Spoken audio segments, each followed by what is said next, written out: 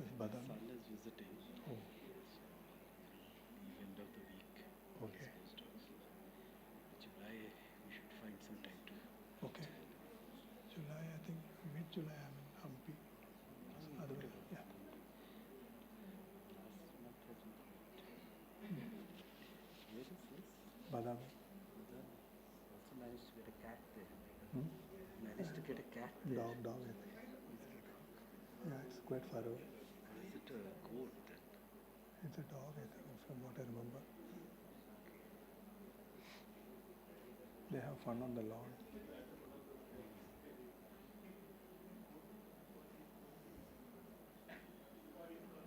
This was in 2023.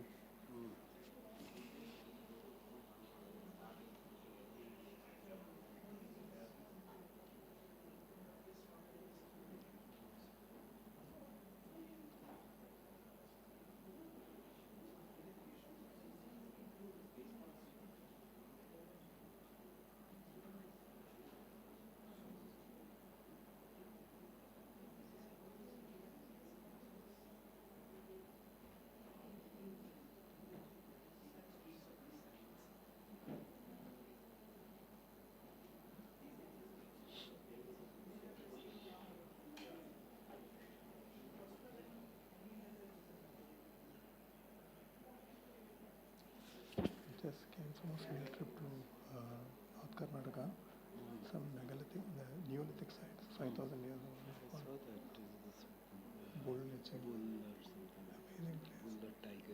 Yes. The other one doesn't look like a tiger. I mean, it has stripes. Yeah, But the point is, it also has a Hump, which I don't know, later somebody might have added, or later somebody might have converted to tiger also. Whichever way. These are all composite sites. Oh, that's interesting. And there are these rock gongs also there, which the rock gongs I was telling you. That Those was are-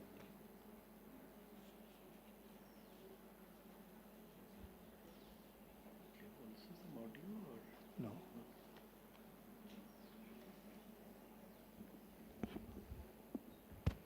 Good afternoon, everyone. Today we are privileged to have Professor Srikumar Menon here, who will be talking about where the sun comes to worship sun-facing monuments of South India. Before we get started, a brief introduction to Professor Menon. So Dr. Srikumar Menon is an architect specializing in ancient and early architecture of the Indian subcontinent.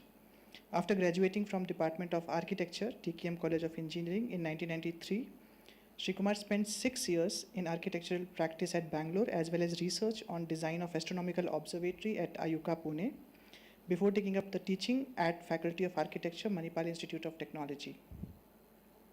After teaching at Manipal for 15 years, he moved to NIAS, where he is currently an associate professor. Srikumar's academic interest focus on ancient architecture, both prehistoric monuments as well as later monuments such as stupas and temples. His PhD investigated Indian megaliths for possible intentional astronomical alignments, and he was awarded the Professor D.S. Achyut Rao Memorial History Research Fellowship for the same. Subsequently, he was also awarded Homi Bhabha Fellowship for studying ancient landscapes of South India.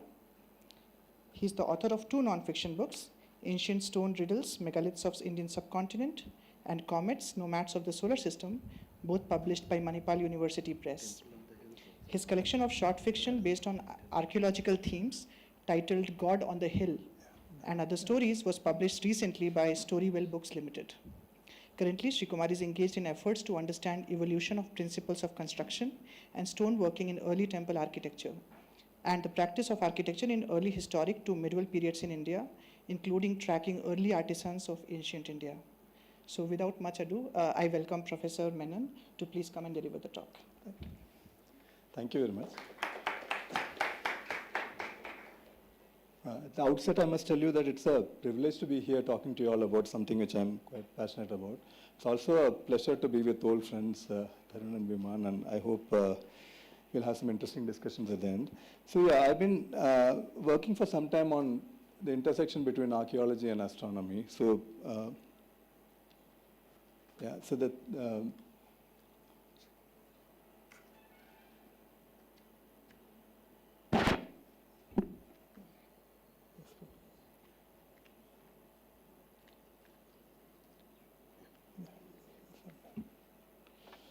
Yeah, so basically looking at megalithic monuments and also some later temples and stuff like that. So today I will show you 2 or 3 examples where you have some sort of a intentional consideration for astronomical events on the local horizon in the design and layout of monuments. So when you talk about how ancient builders might have incorporated astronomy into their struck creations, it's usually when in prehistory, that is before before there was a written text available to mankind in a given area. So usually there are astronomical considerations in case there's a deliberate alignment built into any structure pointing to, let's say, the solstice sunset or something like that, or there could be representations in prehistoric art. So even though they did not have a script, prehistoric rock art is quite common. So you might find depictions of astronomical bodies or events in the rock art. And in later monuments like stupas and temples, which came up after what we call megaliths and all that, ash mounds and all that were there in the Stone Age and the Iron Age which followed. So there you have sometimes, you have myths which have a kernel of astronomical truth in them represented as sculptures. And sometimes you have the deification of heavenly bodies, like you have the sun god, the moon god. You have zodiacal stones which are sometimes worshipped, like you can see here. And then you have the regions or the gods of the directions, the dikpalas. And you also have sometimes the astronomical events kind of dictating the layout and design of relatively later monuments too. So we'll just go directly into megaliths and their solar alignments. So what are megaliths? Megaliths, the word meaning is basically refers to the scale, large in magnitude, and also the material stone. So basically it says built of large stones. Though today we know that the sort of definition of that has expanded to include certain monuments which are not constructed out of, which are not mega. For example, this one that you see here in the background is also a megalith, but it's very small. It's not mega by any means. And some of them are not even stones because you have earthen monuments also. So, but for historical reasons, people continue to use the term megaliths for these monuments, which are basically some sort of a interment of dead people or commemorative monuments. Now, I'm rushing through this part, but because we'll go directly onto stone alignments. But megaliths have a very diverse range of forms. There could be endemic forms, like if you go to Kerala, you have this Kodakkal or the umbrella stone here. Because in Kerala, you don't have much of hard rock. You have the soft laterite rock, and they cannot build monuments like this out of laterite. So they have adapted it to look like this mushroom-shaped structure there. Or you have rock-cut burials in which a chamber is created and in which cremated remains are placed in pots and stuff like that. But generally you find stone circles. Sometimes there are rubble heaped into it like a small mound, which is called a cairn. And there are dolmens, which are basically rectangular chambers made of stone slabs with a heavy capstone on top, into which sometimes remains of dead people are placed, or sometimes they're just empty commemorative structures. But then there's a class of monuments called stone alignments. Individual members of a stone alignment are menhirs like this. In this case, it's a large slab menhir. We will look at this in detail later.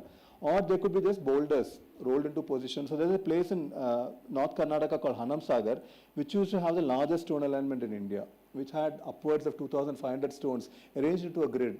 And this could be something like maybe 4,000 years old. But unfortunately, so I'll just show you a little bit of that. So this is how Hanam Sagar used to look like in 2008 when I visited that place.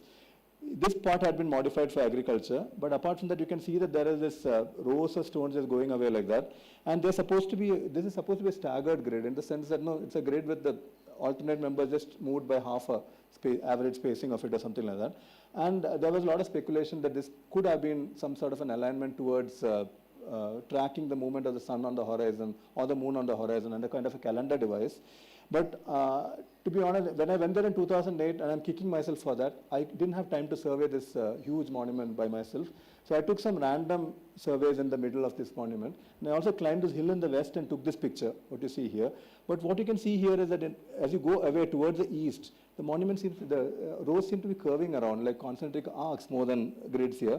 So the truth is that we don't know the shape of this monument even today. And unfortunately, this entire thing was destroyed a few years ago because the local, this land was not, this was not protected by the ASI. So it was given out to agricultural settlers who just removed this because plowing in the middle of all these fields was very difficult. So this is what it looked like in 2008, and the same, almost the same place. I was there just 2-3 days ago, and you can see that the entire place is completely, all the boulders have been moved. But then there was this small area in this in the eastern side of the monument, where some of the stones still persist. About 25 stones still persist. So I tried to go there on solstice day, which was a few days ago. And though you can claim that there's some, there are some alignments point towards that, I wouldn't go by that, because even these stones seem to be moved to me, because some of them are broken. They seem to have been moved, so I don't think anything conclusive can be told about Hanam Sagar. It's going to remain a mystery forever. So let's move on to something which is more definite. There's this place called Nilaskal. Nilaskal in Kannada means standing stones, actually, where it was first reported in 1959 by this archaeologist called Narasimhaya, and it's located near Hosnagara. And there's actually a place called Hale Nagara, the older town, which close by to that is this place called Nilaskal. And it consists of, it was reported as a group of about 20 menhirs. So this is how it looks like. The prominent ones are actually what you can see here, the largest one here and all that. And it's located on land that is gently sloping down towards the east. And, but when I studied this for my PhD, I found that there were more than 100, only 20 were mentioned, reported, but there are remnants of more than 100, about 110 menhirs in that location. Many more were displaced by the building of houses and a school in this region. So it must have been a very large, extensive site. So individual menhirs look like this. So they are elongated on one side and very thin on the other side. So if you look at it, and the largest menhir is something out here. So this is about 6 meters tall and about 3 meters wide at the base. And it's only about 15 to 45 centimeters thick in place, because not a very uniform slab. This must have been quarried by fire setting, that's by heaping firewood on top of the bedrock and setting it ablaze, and then pouring water to quench it. So even quarrying such a large piece of stone is a no mean feat, actually. And this must be at least a couple of meters long and it's embedded into the ground. And what's interesting is that this particular alignment, if you take, it's exactly oriented to geographical north-south. It's aligned north-south. And if you look at all the individual menhirs, you can find that they're tightly clustered around north-south. So whatever you can say about it for sure is that the person or persons who erected this were definitely bothered about directions in this particular case. And it also turns out that pairs of these menhirs team up to frame the setting sun. Like you can see, this one is at the bottom, and there's the other menhir at the top of the hill, the top of the rise, something like that. And if you look at, go toward the shortest day of the year, the midwinter's sunset, you see something like this. So you can see that they kind of point towards that. And it's not just this one particular alignment that you see here. There are scores of these kind of alignments. This is another one. You can see this in the datum. You can see that this menhir is on the lower ground, and that menhir is at the top. It's at the ridge line of the hill, the tiny rise. And they also, frame the setting sun during the shortest. And the same menhir will team up with yet another menhir to, on the longest day of the year, the sunset of the longest day of the year. So there seems to be a lot of pairs of solstitial alignment. Now, what it meant to those builders, we do not know. Now, initially, people used to wonder whether these are calendrical devices, whether you could tell time with this. So what we did for Nilaskal is to do a contour survey for the whole thing. And one thing I can tell you is that this is the highest line, the ridge line that I was talking to you about. And all the menhirs are located only on this. There's nothing beyond the highest point. So it was as if the builders wanted the stones to be seen against the sky. So that's one thing that you can conclude about it, even if you're not sure about the astronomical part of it. But what it meant to, I really don't think it was observatory like many of us used to claim it to be. So it was something that this alignment did hold some kind of a meaning to them. We know that in Indian culture, even in a pre-Vedic period also, you had the thing that the good people who die go to the sun and they're not reborn again. So it could do something with this kind of a belief, and once again, you will never be able to know fully. And this is the attempt we tried to do for the check whether they have calendrical devices. Like, for example, could you track the movement of the sun along the sunrise every evening, and then kind of figure out the year from it. But the problem here is that many of the stones are broken because people have been breaking them off to use them as things to cover the drain or to use as a washing stone and stuff like that. And the green circle show you where the broken fragments are. So technically, the stone could be anywhere inside this green circle. So what happens that I can fit any line that I want to if I start looking at things like that. So ultimately, only an excavation, an archaeologist can excavate and tell you where the original position of the stone was. So unless that happens there, we cannot really do any realistic, good studies about whether it was a calendrical device or not. So we have this difficulty with in dealing with these structures because they're prehistoric. There are no texts from that period. There's no writing. There's no inscription. So you have only the monuments themselves to figure out. So one would imagine that if you look at later structures like, we are talking about megaliths, the period of the megaliths could be from anything from 1500 BCE to first few centuries of the Common Era. So we're looking at a very large time span. But when we talk about temples, we're talking about much lesser than 2000 years. So one would imagine that it's much easier to look at sun-facing temples, but in reality it may not be so. So I'll start off with a small example in Badami. I don't know how many of you have visited Badami. It's a place in northern Karnataka. It's near quite close to Bagalkot. It is also the place where stone architecture began in southern India. So some of the earliest temples in stone in southern India you will find in Badami. And the equivalent thing in Tamil Nadu was in the areas ruled by the Pallavas. So you find in Kanchipuram, you have Mahabalipuram and all that, where slightly later than Badami they started building temples in stone. Technically there's one more nucleus in the Pandya land. Anyway, Badami is one of the earliest, but the structure that I'm going to talk to you is not, you won't find it in any book on Badami because it's a small insignificant looking structure. So this is a satellite image of Badami. So so these are all sandstone hills that you see here in a kind of a C shape or a U shape, depending on how you look at it. So what Pulakeshi the first, the ruler in the mid 6th century who established Vatapi, as it was called then, Badami here, he made a bund here, which kind of collected all the rainwater from there and created this artificial tank called the Agastya Tirtha. And all the temples that you see here, the cave temple, the temple which is scooped out of the living rock, that you find in the what is known as the South Fort area. There's a southern area, north is towards the top. And all the structural temples which are built by using sandstone blocks, you find most of them in the North Fort. And you find one of them very picturesquely jutting out into the lake on a platform. It's called the Bhutanatha Gudi, Bhutanatha Shrine. And we are going to talk about this boulder, which must have fallen off in the geological past from this sandstone massif out here. This is the boulder that we'll be interested in. So before I go into that, these are some of the star monuments at Badami. Everyone who goes to Badami looks at these rock-cut caves here. This is cave number 3, a cave devoted to Vishnu. It's a beautiful cave, and one of the early archaeologists who worked at Badami said that they cut rock like titans, but they finished it like jewelers. So that's the kind of sculptural finesse that you'll see if you go inside here. But we are not going to talk about this. Basically, what I'm trying to say is that everyone gets carried away by the large excavations of the Chalukyas.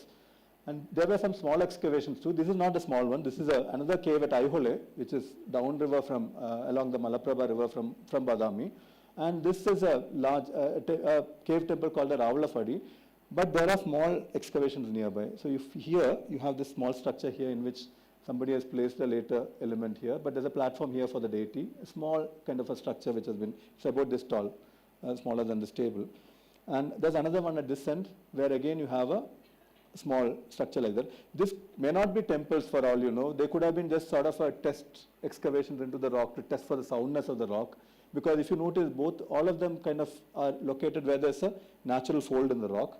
But then somebody has placed deities within it and all that. But there were actual small cave temples also. Like this one, this unfinished cave that you see here, very, very close to the archaeological museum. You know it's a full-fledged cave because there's a Ganesha and a Durga guarding as Dwarapalakas or the guardians of the shrine. But this thing is not finished. Okay, if you look closely, you can see tooling marks. If they had finished it, they would have planed it and kind of made it smooth and stuff like that. So this is the ASI map of that. You can see there's the elevation of it. In the plan, you can see there's a lump of rock left for the platform to place the deity, which might have been a linga, for example. The section, again, you can see that. But in this cave that I'm going to tell you about, there's no such thing. Okay, the cave is finished because you can find that the area is kind of planed. They've also put kind of pilasters and beams and stuff like that, so it looks like a finished cave, but there's no deity. The current floor is added by ASI recently, but below that also there was no pedestal to hold a deity. So as you can see, it is roughly in the middle of this outcrop of rock called Panchalinganapadi there by locals. And as I told you, there's no deity. There is only a whitewashed patch with a ochre circle in the middle of it. And if you ask the locals, they tell you that every day morning the sunlight falls on this cave. So that's something that I thought I will figure out. And it seems to be approximately, more or less aligned exactly to, you can't say more or less and exactly, but that's the way it is. These walls of the cave are not exactly orthogonal, they're kind of splayed out. So it is roughly pointing towards cardinal east. And if you crawl into the cave, which is a tough proposition because it's a small cave, this is what you would see. So you see that there's a large sandstone massif right opposite. And so when the sun comes over the massif only, it can shine into this cave. And if you climb to the top of this, Badam is also a big center for rock climbing in Karnataka. And this is one of the cliff faces that people scale routinely. And if you climb to the top of it, there are other ways also. You don't have to always climb up the cliff. This is a beautiful view of Badami that you see. So these are the cliffs in which you have the cave temples. These are the structural temples. You can see one of them, the upper Shivalaya, the lower Shivalaya and all that. And this is Ravalafadi we are talking about. And this tiny little thing is the cave that we were talking about. This is a Bhutanatha Gudi. And yeah, so this is the cave that we are talking about. And this is another view of the same thing. You can see here, these two are later temples. They're very picturesquely located. They were built sometime in the 11th century or something like that. And here too, only the nucleus of this temple is from 6th century. The rest of it is all add-on up to the 12th century and stuff like that. So there's nothing special about this date, but I happened to be there and I happened to wake up in time to catch the sunrise. And so this is, I did find that the sunlight did fall inside that cave. So yeah, so what I did was I measured it. I made a model of this, very rough model of this thing in CAD. And this is the Panchalinganafadi rock here, and this is the sandstone massif opposite that.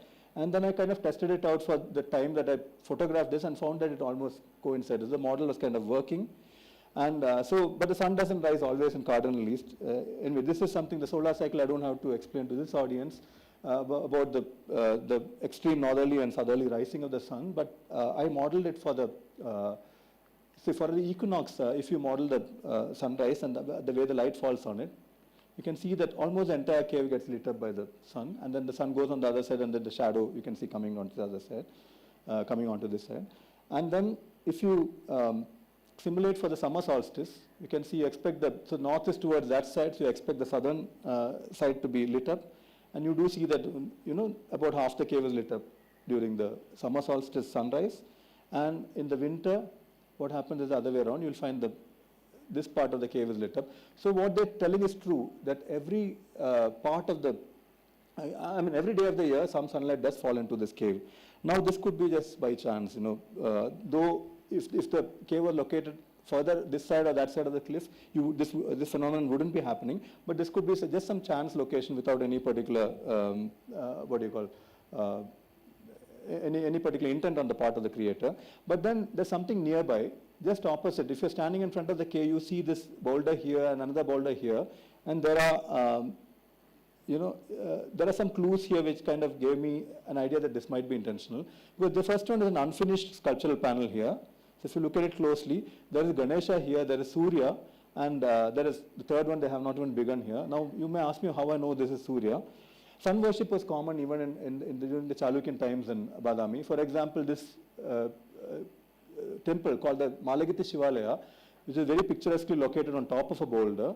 Now we know that this was a temple to the sun. Even though today in the Garbhagriha you have only a linga and it's called the Shivalaya, but you have these two Dwarapalas who have been identified as Danda and Pingala, who are the kind of assistants of Surya. And inside this, when you on the way to the Garbhagriha also, there's a sculpture of Chaya Devi and all that. So they know that it was a sun temple. And then Aihole too. Aihole was one of the, again, downriver from Badami. In the Virupaksha temple, which is one of the star monuments of the Chalukyan era, in the eastern porch, or the eastern Mukha Mandapa, on the ceiling of it, there is one of the most beautiful sculptures of Surya that you can see. So Surya is depicted as a person standing on his chariot and holding these two lotus flowers in his hands. And you can see that the charioteer Aruni is here, and you have these 7 horses, and it's plunging through the clouds in the sky. It's almost like a painting, and there are these, like, you have descriptions in poems like Surya Shatakam, where there are these Kinnaras and Gandharvas who are sounding musical instruments to welcome the chariot through the sky. And so you can see Surya here and there, so that leaves no doubt that this, and this is a shloka which talks about the iconography of Surya, and it says, so the Ratha of Surya, the chariot of Surya, suppose have only one wheel, which is almost a direct allusion to the disk of the sun. And it's also the sun symbol is usually a circle that you see in the here, and it talks about Padma Hasto Divakara, the one with the 2 lotuses in his hands. So there's no doubt that this is Surya that they've carved here. For some reason, they left it unfinished. And then you go to the next grotto. So here it's a monument protected by the ASI, and it's open only some times of the day. But you enter this, you have to actually crawl on your knees. And because there's this rock which has fallen down here, creating a grotto kind of a cave kind of a thing. And you crawl in there, and then the cave opens up, and you have a mysterious figure sculpted on the rear wall of it. Now, if you look at academic publications on Badami, some people say this is the Buddha, some people say it's Mahavira. And you can't blame them because he sits on a Simhasana, like you can see the Simhas here, and he's got a. This is the same way in which you find many of the Mahavira carvings. There are a lot of Jain carvings in Badami. So this again is another view of the. This one is called Koshtaraya, by the way, by the local people. So it's interpreted to mean that Kushta is leprosy, right? So there's a king, one of the Chalukyan kings had leprosy, and he bathed in the Agastya Tirtha and prayed to the sun god, and he got cured. Is the kind of myth that you find here. So the reason why people got confused is because you have Mahavira sculptures. Like you can see that it's almost similar, the broad shoulder and the way he's sitting. And this is another Mahavira sculpture from Aihole, and this is at a cave temple in Aihole. But then the thing is, you can see that the back of the Simhasana and all that is very similar to that. And the very rare Buddhist vestiges which are there, there's only one particular temple in Aihole which has Buddhist images. Initially, people had thought that this too was Jain. It was Professor Shettar, who used to work in the institute that I work in Nias, who proved that this is actually the Buddha and the only Buddhist temple in Aihole. And to come back to our person, the Koshtaraya, so if you look at it, he's in a, he's not in that both hands in his lap kind of a mudra. He holds an akshamala in his hand. So the Buddha is never depicted, or the Mahavira, with an akshamala in his hand. So this is definitely, so Henry Cousins, one of the British researchers who worked on this, he said that this is a portrait figure of a king. And I tend to agree with him in this particular case. And also, you can see that there is these two Vaishnava symbols, the Shankha and the Chakra, carved on the backrest of the Simhasana. So it makes a good story now. Whether it's true or not, we can never be sure. But then it's almost similar to the story behind every sun temple. Okay, because if you look at the sun temple in Konark, this is taken the Amarchita Katha on Konark. So Krishna's son Samba gets cursed with leprosy by Krishna himself, and then the way out of this was supposed to be to pray to the sun god and take bath in the Chandrabhaga river nearby, and then he gets cured, and the temple is erected as a thanksgiving to the sun god. You have other stories like in historical times also, like Mayura Bhatta, the poet in the court of the ruler Harshavardhana. He had contracted leprosy, and he composed the Surya Shatakam, and he used to bathe and worship the sun, and he got cured of leprosy apparently. So it looks like it's the same thing, that a Chalukyan king, maybe Kirtivarman II, according to legend, got afflicted by leprosy. He bathed in the Agastya Tirtha and prayed to the sun god, and the temple that you got here, that little cave structure there, is there thanksgiving to the sun. Now, Badami was also a place where a lot of experimentation happened. You had northern architects coming in and designing Nagara style structures. You had southern architects doing the Dravida style.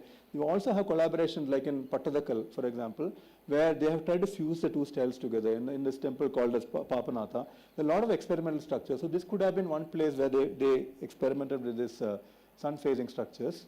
So now to check out what happens on Equinox Day, on 2023 Equinox Day, I just went there and exposed a few frames. You can see that sitting in the eastern part of it on the hill, seeing that everything is shrouded in darkness to begin with. And then you can see that slowly the sun starts lighting up the north fort, and and the shadows start creeping backwards. And at this point you can see that the sunlight has fallen into the cave. I'll show other pictures in which, here you can see that everything is dark, both the two shrines on top of that rock as well as the Yellama Gudi, which is on the other bank of the river. And then slowly this gets lit by the sun, and the sunlight comes backwards. The shadow flees eastwards, and then you have, at the next point you have the sunlight falling into the cave. It's actually quite dramatic, even though it may not seem so in the photograph. So then here you have the entire thing lit up, and the sunlight has fallen into the cave.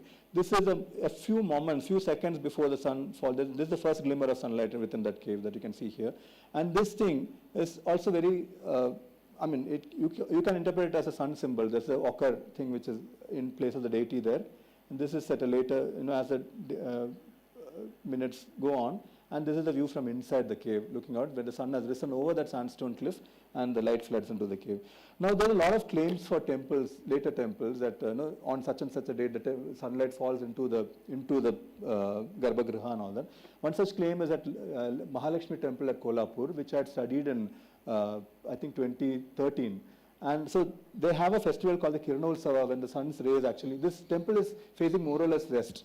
Okay, and so twice in a year, 31st January to 2nd February and 9 November to 11 November, 3 days the sunlight falls onto the deity is what they claim.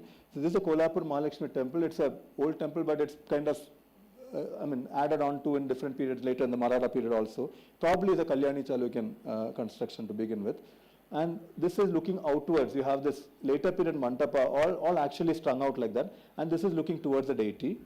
And on this appointed day, the sun does keep an appointment. It comes in through the opening in the mandapa. And then, so the shaft proceeds towards this direction. But usually what happens is that there are a lot of other unauthorized structures and all that which have come up there. And there's also a lot of haze at the horizon. And it sort of peters out. And there's a... But why does this phenomenon happen? There is no inscriptional evidence, no claim that this, by the builders that any such phenomenon happened, or any literary evidence to that. There are some concocted stories which happen later on, which I won't go into in detail. But generally when you have a structure and you string out mantapa, in this case the Garbhagriha is here, there is a closed mantapa, the open mantapa, and the later period Maratha mantapa. When you string them out all actually, it is basically to give access to people. Now whether sunlight also comes in, it need not be intentional, right? So unless there is an express writing about it, you cannot really be sure whether that was the intent of the builder when he created this, building towards that orientation. But I'll show you another temple where one can conclude fairly certainly that they did want the sunlight to fall into the sanctum. So this is in the Hoysala, coming back to Karnataka. In the 12th to 14th centuries when you had Hoysala dynasty ruling parts of Karnataka. So most of us, when we talk about Hoysala temple, think about Belur, Halebeed and all those Somnathpur, the royal temples. But there are so many Hoysala gems which are strung around just a short drive away from Bangalore, mostly around the region of Hassan and all that. So this is at a place called Turuvaikere on the way from here to Hassan. It's called the Moola Shankareshwara temple. Now it's interesting because the Shikhara or the tower of the temple is kind of different. Normally you have, this is a Hoysala interpretation of a Nagara Shikhara, to be specific, a Bhumija Shikhara. So you have it in central India and western India and northern India. You have this Bhumija kind of shrines, this kind of a tower. And you can imagine, even those of you who are not very familiar with this terminology will know that this doesn't look like your average South Indian temple Vimana. So anyway, so this is and the plan is something which is known as a semi-stellate format, and it's got this Bhumija Shikhara on top of it. And interesting thing is that even though this temple is oriented towards east, the entry is not from the east. They've taken the entry and kept it from the south, like you can see here, the Mukhamantapa or the porch entry is from the south, and the eastern wall is blank, so almost blank. So you have these shrine models, and the center there is a hole which has been nicely sculpted out. If you look at it closely, you can see this. Through that, this wall is around 1.6 meters thick at this. It's like a tunnel that you see out here. And if you peep in through that, you see that it's focused right on it's oriented right onto the linga, which is in the Garbhagriha. So this is what the plan would look like. So there is a corresponding Vishnu temple, which has the same plan, but a different elevation. But in the Vishnu temple, your entry is from the east itself. But in this particular temple, they moved the entry and kept it in the south. And this is the gap they left for the sunlight to fall. I claim the sunlight to fall on that thing here. So here, what we did is we went on the spring equinox in 2022. By that time, they had dismantled the temple, fortunately only the top part, to rebuild it because they feared for its stability and all that. So this is the view from the inside. This is the Nandi which has been covered up because the thing was happening. You can see here that the thing is obstructed. The view outwards is obstructed by this, partly by this victory pillar that you see here, which was erected in later. This is a granite thing. The main temple is made out of chloritic schist. So this was added later by the Vijayanagara Empire. And recently this compound wall has come up here to sort of obstructs the whole thing. So you can see here, you can hardly see anything through that. So fortunately, this is sometimes some times in which your mobile phone can be useful to you. So you have some of these planetarium apps which tells you which heavenly body you're pointing at. So when we kept it there, you can see that the rising sun is right in the middle of it. And then scouting around in this region nearby. So this is built somewhere in the mid 13th century, 1250 AD or something like that. And you have this Kedareshwara temple at a place called Nagalapura, which is also within 12 kilometers of Turvekere. And here too, there's a Shiva temple and a Vishnu temple. Both have the same plans, but the Shiva temple is entered from the south, even though it is oriented to the east. And by now you can predict it, the eastern wall, even though it has lost its veneer of sculptured stones, you can see that there is a hole here, and looking through it, the same phenomenon pretty much happening. So it's interesting that, so this is inside the view, so you can see the linga and the sanctum and the Nandi here, and the Nandi is the height is so that it doesn't obstruct the sunlight falling onto the deity. So now looking around this region, I saw that there's another temple at a place called Nugehalli. So Nugehalli, the temple here is called the Sadashiva temple, and you can see that this also has a Bhumija kind of shikara here. Okay, it's one of the few Hoysala temples which you can count on your fingers, which has got the non-Dravida shikara here. And here too, but this is earlier, so this temple is earlier than, maybe about 10 years earlier than the Turvekere and Nagalapura temples. And we have evidence that many of the artisans, because the Hoysala artisans left their signatures on the creation of the sculptures. So you see that there are, the artisans called, like for example, Mallithamma, Bai Choja, all these people have worked both in Nugehalli as well as in Turvekere and Nagalapura. So you know that these artisans are the same. The people who built it were the same. And here, so Nugehalli, this is a Bhumija Shikara that I was talking to you about, and it has got a detached Nandi Mandapa. I'll show you the plan, then you'll understand it well. So this is Mula Shankareshwara. We have the Garbhagriha, Antarala, and the closed Mandapa, and the entry is from the south. Here too you have the same thing, but in the east there is again an opening, and there is a detached Nandi Mandapa. And this is enclosed not by walls, but by pierced screens like that. So if you're observant, you can actually see that the sunlight shines in through this and falls on the deity. So maybe the artisans, after building this and observing what is happening here, they might have got the inspiration to do the temples at Turve. This is completely a conjectural hypothesis, but it's quite possible that they did that. Now, why did they do this? Why did they suddenly think about making the sun come in and fall on the deity? So the answer is there again in the Hoysala temples and the ones before that. So there is this place called Bucheshwara temple at a place called Koravangala near Hasan. So it is a Dvikuta temple. It has got two sanctums. So the main sanctum is here. It has Shiva, and there's a closed mandapa, and it's connected to another temple here. Like you can see in the plan here, this is the main sanctum with the linga here. There's a closed mandapa, there's an open mandapa, and there is another sanctum here. Guess who is in that? So this is the view towards the Shiva temple, and this is Surya in the other one. So it turns out that whenever there's a Dvikuta, where one is Shiva, always invariably opposite him will be Surya. And even when there's a Trikuta, when there are three shrines put together, there's usually, it's not like many people think, it's not Shiva, Vishnu and Brahma, it's Shiva, Vishnu and Surya. So what it turns out is that when you have this cult of Shaivism called Pashupata Shaivism or Kalamukha Shaivism, they had this pairing of Surya and Shiva. Okay, and when they have these Trikuta temples of the Kalamukhas or the Pashupatas, you have these deities being grouped together. So what has happened is that in this particular case, instead of having an idol of the Surya, somebody has decided to just let the actual Surya come in and fall on the deity. So just to track backwards, so the Hoysalas they took over from the Kalyani Chalukyas. So you had the Badami Chalukyas initially, whose temple I showed you in the beginning, and then they lost out to their feudatories, Rashtrakutas, who became the sovereigns later on. And then Rashtrakutas lose to Kalyani Chalukyas, who ruled from Malkhed. And then the Hoysalas, who were their feudatories, they become big and then they take over the whole thing. So what happens is that when the Hoysala, when you see Belur and Halebid, the temples which were built there, then they were still feudatories of the Kalyani Chalukya, but they were signaling their imperial ambitions by showing that we can also build large temple, and slowly they took over the whole thing. So what happened was that they attracted a lot of artisans from Kalyani Chalukya heartland in the north to the southern Hoysala territory. So we have documentary evidence for master sculptors like Dasoja, for example. He was in Balligave and he comes to Belur, for instance. And so what happens is that to look for these things, precursors, you need to, and here the main place, you can see the Nandi there. So obviously Shiva is in the main sanctum there. Other sanctum is empty. But if you look at the Lalata Bimba or the idol which is there on the lintel of the shrine, there is Surya there. So this usually signals what deity was inside the sanctum. So here again you have Surya paired with Shiva here. And recently I went to this rather unknown temple at a place called Neelagund near Gadag, where it's actually Trikuta, but the third kuta is not attached. It's a separate temple that you can see here. So there's Shiva in this, Surya in this, and Vishnu in this one.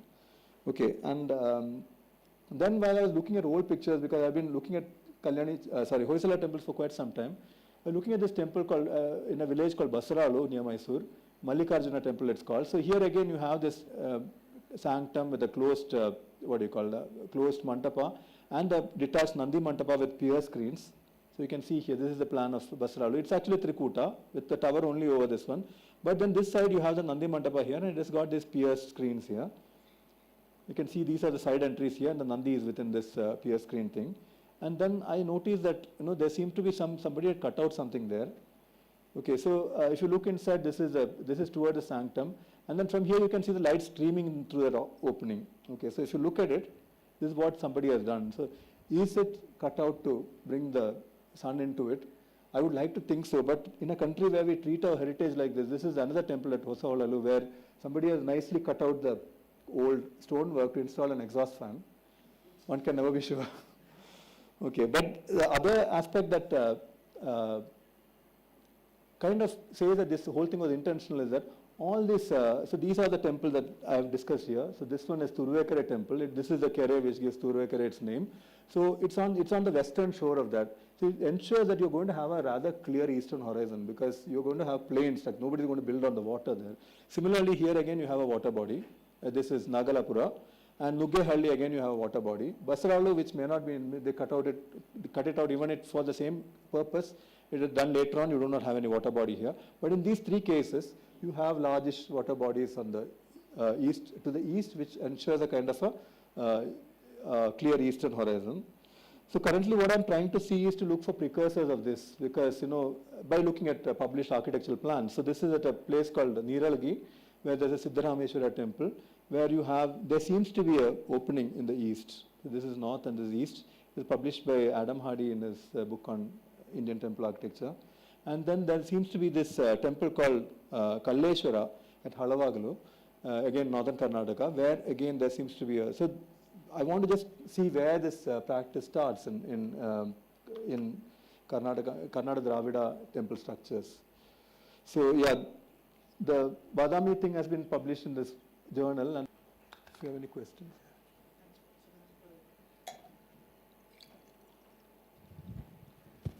Thanks for a wonderful talk. We are open to questions now.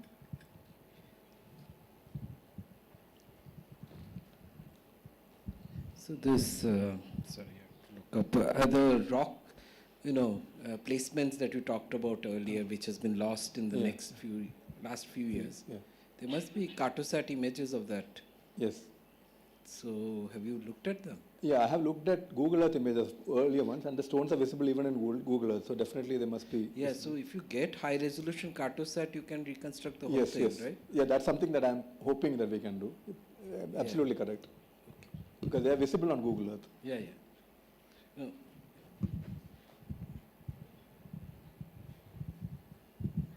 My question is on this Kolhapura temple. You showed the plan of the temple. Mm-hmm.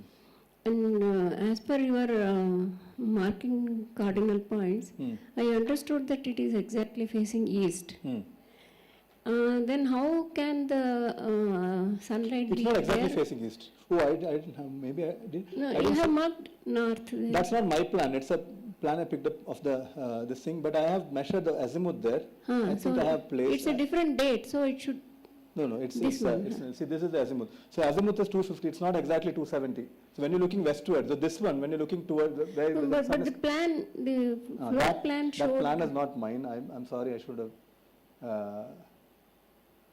There. Yeah, that most people do not look at. I mean, they just look at the rough north and indicate the north. But since we are in this business of looking Yes, at, that's why there So is a that's why- difference in date. Yeah, so if you look at what the sun sees is that it's 74 degrees is not 90 degrees, and this is 256. So this is the azimuth that I measured on site.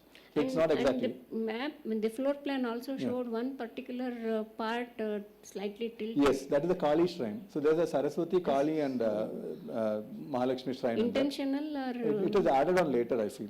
I see. Okay. After having seen that temple is I mean, it's a universe by itself, because there are Dwarapalas being worshipped as Pandavas and all. I mean, all kinds of things happen there. There are Jaina images.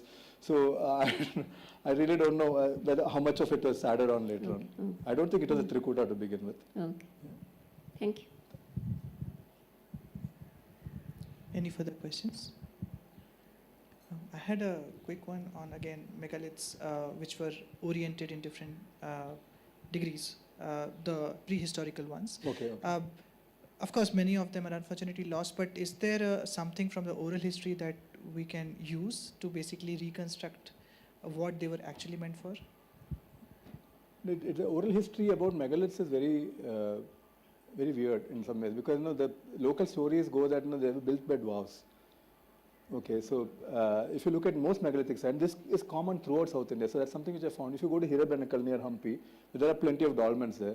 They said that there were people who were 3 feet tall called Moriyas. So they're called Moriyara Mane, the houses of the Moriyas in Kannada. And if you go to Tamil Nadu, they call the story is the same. The name of the people are changed. It's called Panduraru, which is why many of these are called Pandavara Gudi. So they are Pandavara Mane. So that it's nothing to do with the Pandavas. They talk about the short people, which only indicates that the people who made these myths were not the people who made the megaliths. There has been a cultural discontinuity, so we may not have clues from that. Any further questions? The cliff that you have in front of that sun cave, right? That itself has features, right? Yeah. Do they have any, did they at all do anything with that? I mean, because there seems to be a big bump close to where you were seeing the this thing. Yeah. Yeah, I think the No, full if you picture. look at the cliff this one. behind, no, in front, sorry. This. No, the cliff which is above which the sun rises. Oh, okay, yeah. That is an interesting thing. Yeah, above That has features, okay, right? It has features, but that actually has got more to do with. Okay, I think I should. More to do with the water collection. So actually, there is a waterfall that comes. I don't have that picture of it. There's a waterfall which comes in. So if it rains heavily in Badami, you have this twin waterfall which come down from that cliff face. Oh, okay, and after the rain stops, maybe in half an hour it all dries up. Okay, so once I was climbing in that area, I realized that the entire area is artificially cut out. And it's cut out to, so they found the place where the convergence of all these lines of wetness, the lowest point there, and they made a basin sort of thing there. So the water can come as a, anyway the water would have come there. So I think that the idea was to give a scenic backdrop to the temple. Because they were, in some other place in the inscription, they praised the beauty of a waterfall and all that. So that I think was mainly for the water harvesting thing, if I... Yeah, but it's worth considering whether any...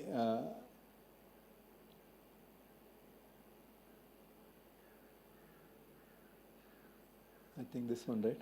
Yeah. So this is where the waterfall comes from. This entire area is cut. But you were talking about this area, right? Yeah, because this is what faces the Yes, this is what cave, faces the right? cave. Yeah, the sunlight comes over here in this thing here. So it's worth considering. Because they have modified parts here. It's possible that they could have modified other parts also. You need to look at, so you can see the wedge marks where they put the wedges and broke it so that it comes out. So maybe some more exploration here might be a good idea. Thank you.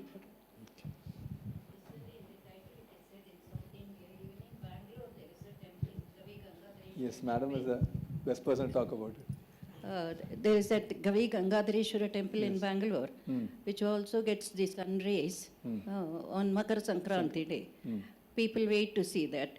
Yeah, I think Shailaja ma'am is the best person to answer that question. Okay, more interesting than that is the 2 discs that you have there. They are aligned to solstices. So that is more interesting. And then this alignment through the window must have been just 200 years old. Before that it wasn't there, I think. There is a window through which it goes, and the window is a very recent one, 100 years old.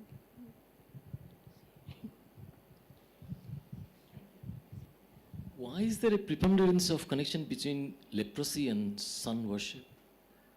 It's an old, I was trying to read up about it, and it looks like there is he's a healer of all skin diseases, in fact.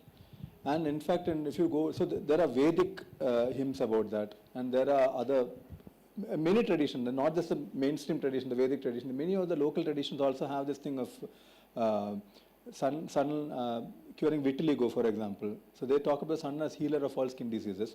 Also, some place it talks about even mental disillusionment and all that the sun can. So sun is a magic, as we all know, character who can do a lot of things on earth. So I think that's a kind of it's an old belief across cultures.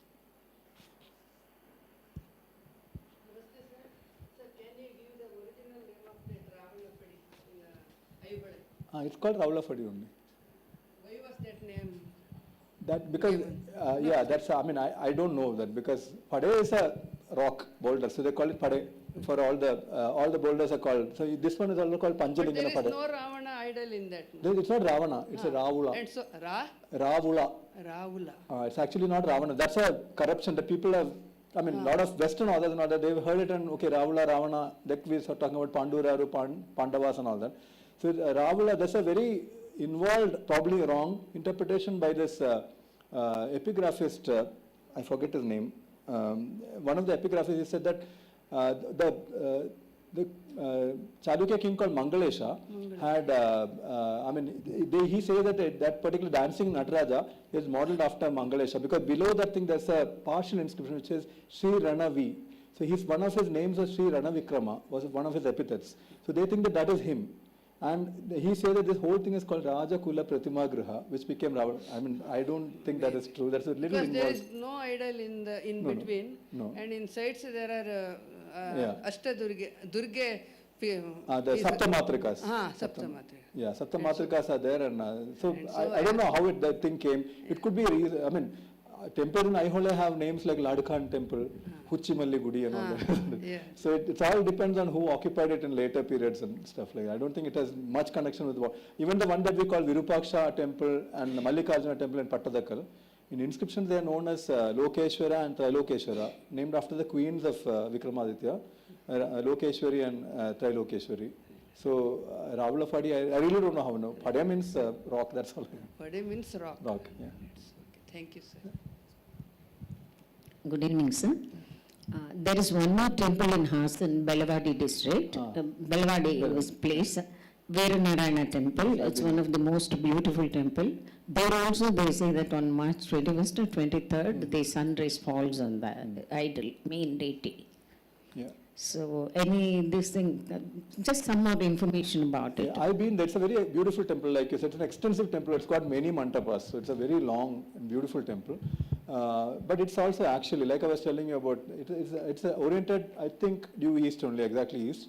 And all the mantapas are strung out along its axis. So if you do that, then obviously on equinox sunrise, the sunrise will pass into that, right? So we don't know whether they did that intentionally. Every temple is constructed after fixing the cardinal points. So it has to be facing east or whatever direction, west maybe. In that case, March 21st, the sunlight has to fall on. Including this Kadumaleshwara temple here in Malleshwaram. Everywhere it should be the case. But why is it that we don't notice it? Because some structures would have come up and they would have blocked. The same thing in Kaidala also. Kaidala also has a hole, but that is blocked now. There are houses that have come up there, so the sunlight cannot enter there. So most of the temples, invariably, if you keep it open on March 21st, the front door, the sunlight has to do that. Yeah. If it is oriented to cardinal east, all of them are not. There are some exceptions, but generally they are facing. So it would come into. So in the case of Turuvakere, the case I was making is that they have kept the entry to this side and kept a blank wall and kept a hole. So that is express intention of having this thing. That is the only point that I was trying. Any further questions? If not, let's thank our speaker once again for a fantastic talk. And I invite Professor Tarun Soradeep, our director, to give a small souvenir to our speaker. Thank you. Thank you. Wonderful to meet again, 30 years. Thank you. Thank you. Thank you, Professor Menon. And we have some refreshments outside, so we'll all walk there. Thank you all. Almost, sorry. I would have taken it home. I think it's around 30 years that we... Yeah, because I was there in 9